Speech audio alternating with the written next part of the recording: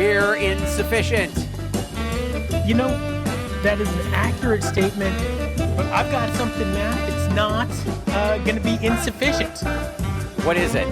Well, first of all, today is Monday, right? We're doing Monday's episode. Monday. And it's Thanksgiving week. Yep. And I think I can safely say that between now and Friday, we might give you guys 5 insufficient episodes just to say thank you. And we haven't been around. Matt's making a face, but yeah, I'm gonna say it safely now. And to get everybody in the mood and to kind of kick off our show, I'm gonna give you your Christmas present right now. What is it? What is it? Are you excited? Yep. Okay. On February 5th, you and I are going down to the Paradise to see the Jazz Mandolin Project with Jonathan Fishman. What? Yep. Merry Christmas, motherfucker. You serious? Yes. But you don't even like the Jazz Mandolin Project. I love Jonathan Fishman. So, ladies and gentlemen, Matt and I haven't been around for a week. It's been, work. Life. We don't get sadly paid to make this amazing podcast. And we could with your help. Yes. Send cash. Now, but we talk all the time. And lately we've just been talking about John Fishman because the dude is like, I mean, he's probably the greatest drummer that's playing currently. And so anyway, when I saw that they were coming out earlier this week, and they were coming to town, I was like, dude, we got to go. What day is that? I don't know, February 5th. You said 8th. 5th. The 5th. I mean, January, February. It's a fucking Thursday. Okay. Holy shit. All right. Are Thank you, kidding buddy. me? Thank you. You're welcome. The real history of Thanksgiving. Let me taste by the way, I ran into this like TikTok thing and it says like living fossils and it's your people. And it's like a video from like 1975 of amazing. Like what you guys do out in the wilderness or what you used to do out in the wilderness. And it's pretty amazing. Like in the igloos and stuff. Like those igloos are some amazing feats of construction and how they even work is unbelievable. And did you know that crazy. They keep these little fires around that they use like whale fat and keep them going. And then all of the family, they lay down skins, like hides and stuff. And we're talking like negative 70.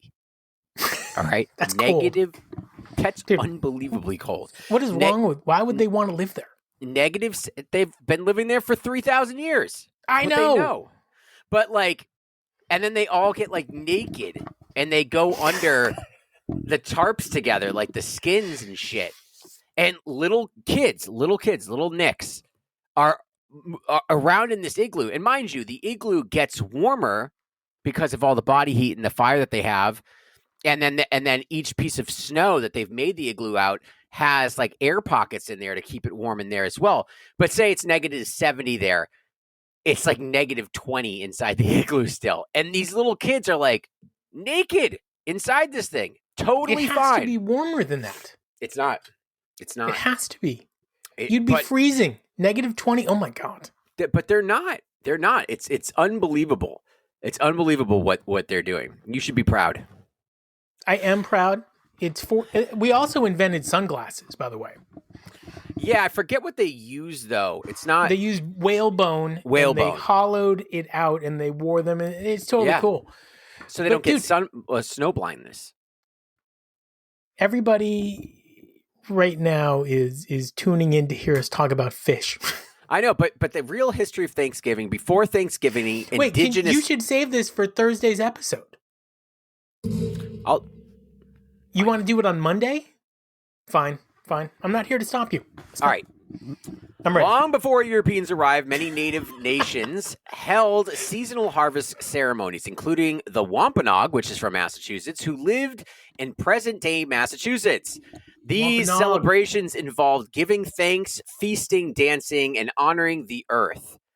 In 1621, the famous feast and what actually happened.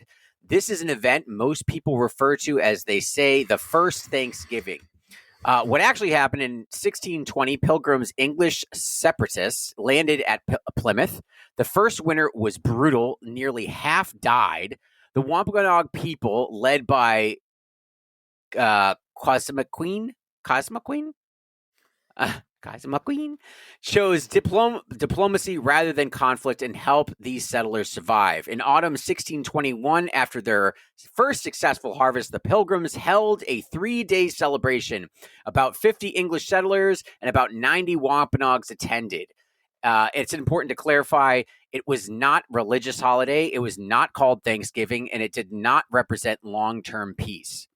The term Thanksgiving, 1600s through the 1700s, the colonial New England Thanksgiving wasn't a feast. It was a religious day of fasting and prayer. Actually, feasts were called rejoicing days.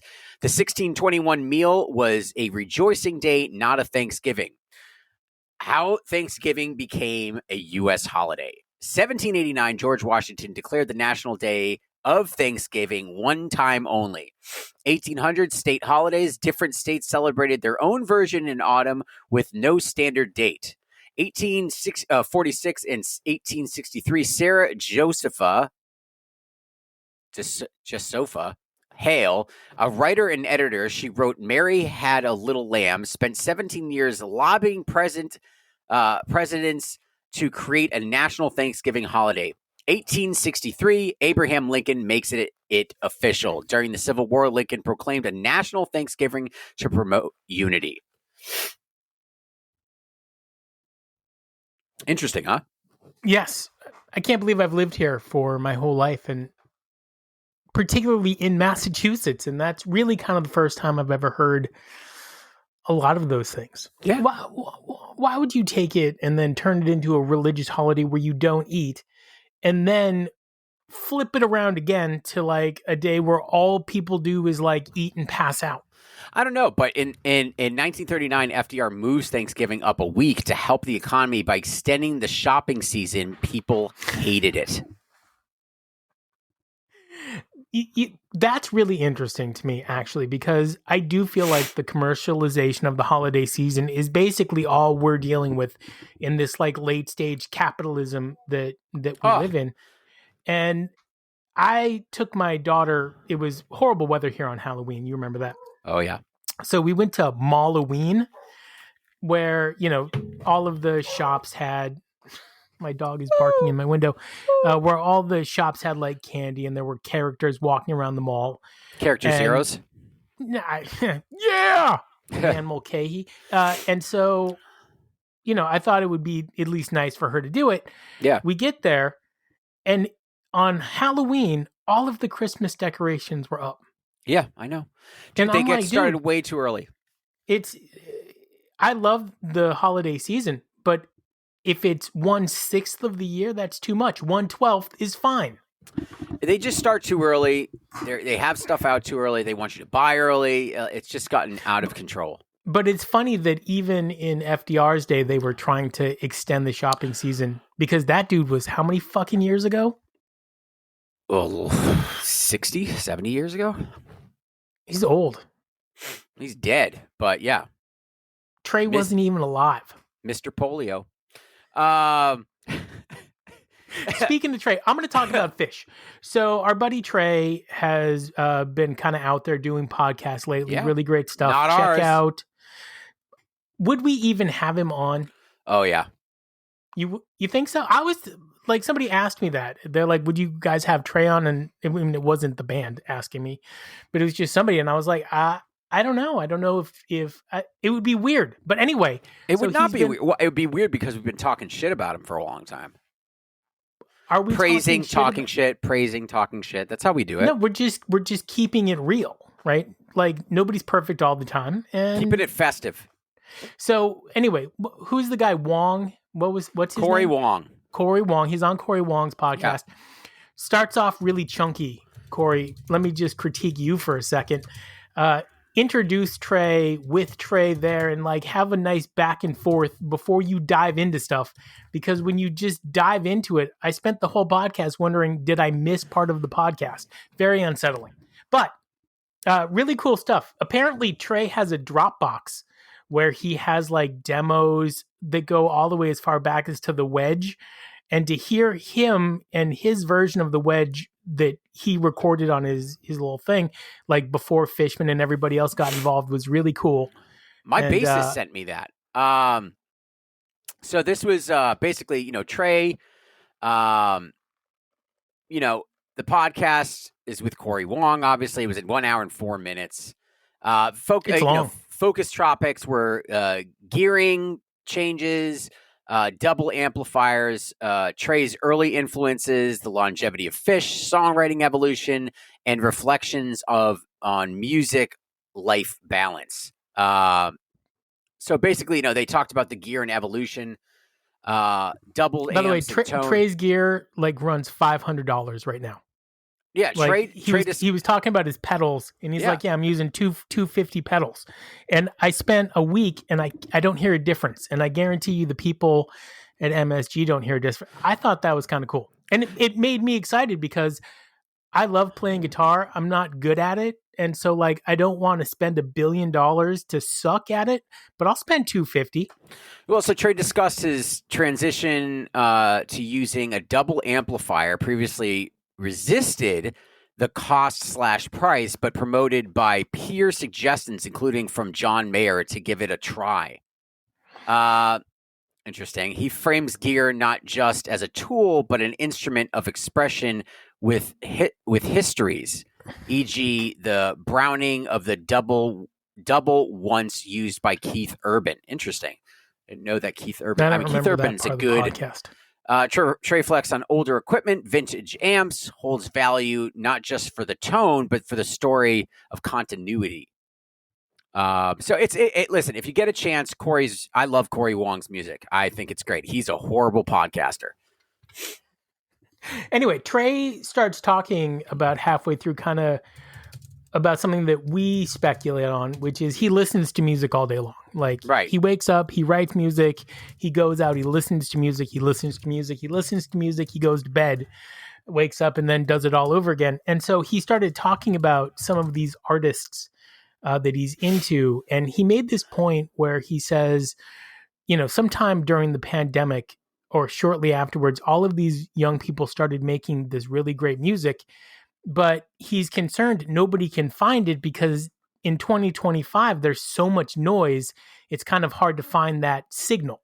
Right. And I agree. I mean, dude, there's so much content out there that where do you even start? There's not enough just hours our of the podcast has over 500 episodes, which is ridiculously amazing.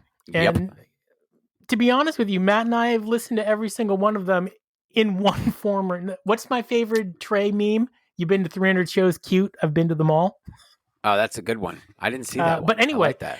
So Trey, if people are out there and you're worried about signal and the noise, you're a beacon, buddy. You like what? Literally, you're going to be at the Beacon Jam. I'm going to be at the Beacon Jam. Nobody excited. knows what's going on with that. I got tickets to Friday now and Saturday, and I'm thinking about throwing on a Sunday. Oh man, I know. Well, I mean, it's New York. It's the holiday season. What do you think about Trey playing with Tab and playing songs like Lizards? I loved it. Did you? It really upsets me. I think there are certain Fish songs that are absolutely off limits, and things that are from the man who's stepped into yesterday is off limits. Off limits. It is strictly Fish. So when I saw the set list, I thought, that's weird. And then when I heard him play it, I said, oh, I do still like that song, and it is still relevant. They did a great job. They cut out some of the stuff that gets a little repetitive. They sang the song, hit the high note, everybody gets out. So how did Trey do on his guitar work? He did good. I think maybe he's playing Lizards with Tab. Or is that the part that they cut out? No, I think they play Lizards with Tab so that Trey can get a little practice in. Yeah. By the way, on the Wong podcast, he goes into his practice routine. I missed that part. What did he say? Oh my God, it's long. It's like before every concert, he's playing a concert before he gets out there. One thing, though, I didn't like, and I forget the name of the 2 albums that he does his routine to. He doesn't practice with a metronome. He practices with somebody's CD. He puts it on a record, and then he plays to their rhythm, even though he's not in the same key. What song? Who is it? Did he say who he plays with? Yeah, I mean, he said who it was, and don't put me on the spot, but I was thinking that's really interesting, and it could be, and so he said he has 2 albums that he does this to, but I'm thinking that he should consider, and Trey, this is me giving you advice, which obviously don't take it. You've been waiting for, your whole life. Anyway, I would try new albums. If you've only been doing 2 albums for God knows how long, maybe mix it up, throw in a new album. It might lead to a different result on stage. Throw a little jazz in there, bro. And one of the little jazz mandolin project. I know 2 dudes who will be there on the 5th. Anyway, God, you're so excited. You're like downplaying it. You and John Fishman in the Paradise. You know he's going to kick your ass. That's the problem. Yeah, he's going to be like, that's fucking Matt. He jumps over his in the middle of the song, throws the sticks down. Comes out on the stage. I fucking love Fishman. But anyway, try it with a new album. Try a different album. Maybe because Fish has become a little predictable on stage. That's all. That's all. That's still amazing. And I think you played your second best show ever in the summertime. Yeah. So I mean, that back show was great. I mean, I was listening to the Bomb Factory 94, the Tweezer Fest, and God damn, that's good. It's so good. It's good. I mean, it goes to Weird Town more than once. But which is where you live. I do live in Weird Town. I'm the mayor of Weird Town. What's up, guys? Does this look normal to you? Just pull down my pants. How much can you get for that? Yeah, exactly. How much can you get for that? Welcome to an exciting week of Insuphishient. He's Matt, I'm Nick, and I already said the name of the podcast. It's good to be back. You know, I'm just trying to think. What's the most transformational Fish Jam section ever where the band collectively became something new? That's a tough one. That's a great one. Like, time period. It could be song, anything. It could be show, anything. Yeah, album. that where you're like, whoa, this is different. Tomorrow we're going to talk about Fish albums. Trey played. Trey. No. Trey. Yeah. There's only so many things to talk about with Fish. We're going to rehash them. That's the thing. People want to hear you say, post your nut bag. Right. Post your nut bag. Thank you.